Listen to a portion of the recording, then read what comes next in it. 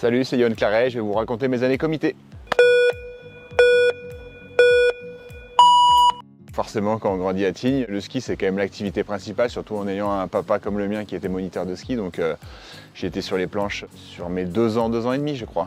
J'ai un gros souvenir de ma première compétition avec le club à Tignes. On nous avait amené sur Montchavin, c'était ma première course, je m'en souviens comme si c'était hier, donc ça c'est assez incroyable. J'étais rentré à la maison où j'avais bien marché, je crois que j'avais gagné dans ma catégorie, donc j'étais rentré avec une coupe tout fier de moi. C'était l'évolution qui commençait, c'est le début de l'histoire, elle commence là en fait quasiment. J'ai été recruté au comité à la sortie de ma première année FIS, je devais avoir 17 ans je pense. Le premier stage du comité, ça a été le stage en Norvège, sur 8 jours, 8 jours de pluie.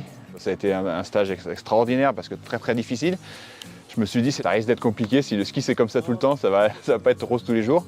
Et puis finalement, j'en ai fait 4 ou 5 des stages en Norvège derrière avec le comité et c'est là que qu'a débuté ma vie sur 25 ans après, quoi. Nous, on avait une compétition qu'on faisait entre nous, qui était montée par les coachs à l'époque, où chacun devait mettre un tout petit peu d'argent.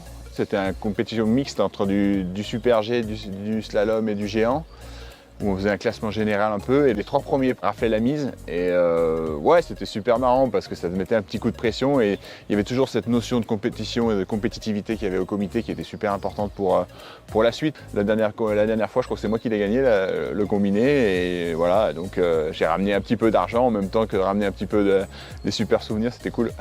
Ils m'ont mené jusqu'à ma dernière année de junior au championnat du monde junior à Verbier, où ça s'est plutôt bien passé et qu'après j'ai eu la chance d'être recruté en équipe de France et c'était 4 ans hyper importants, quoi. Donc parce que vraiment dans chaque comité, surtout dans le comité de Savoie, il y avait les meilleurs vraiment nationaux qui étaient là. On pouvait se confronter aux meilleurs de notre catégorie et même des catégories supérieures et c'était super formateur, quoi. Tu te forges totalement en tant qu'homme. Enfin moi j'ai plus de souvenirs de ça que presque du ski. Le commit c'était ouais, se forger, faire ses skis le soir, se responsabiliser, faire la vidéo, des journées très longues, la vie en groupe aussi. La vie en groupe qui n'est pas toujours évidente à faire au début, mais moi je me suis toujours super bien adapté.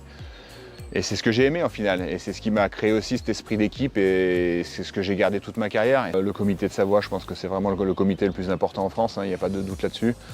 Structurellement, au niveau des entraîneurs et des compétences qu'il y a à l'intérieur, donc moi j'en ai profité, on en est beaucoup à en avoir profité. C'est le bon marchepied pour aller vers plus haut et pour aller chercher soit aller chercher des grandes performances et une grande carrière dans le sport de haut niveau, dans le ski de haut niveau, soit essayer d'avoir une formation plutôt vraiment très intéressante pour la vie future, parce que c'est toujours intéressant de faire du sport de haut niveau, quoi qu'il arrive, pour la suite de sa vie personnelle, ça c'est sûr.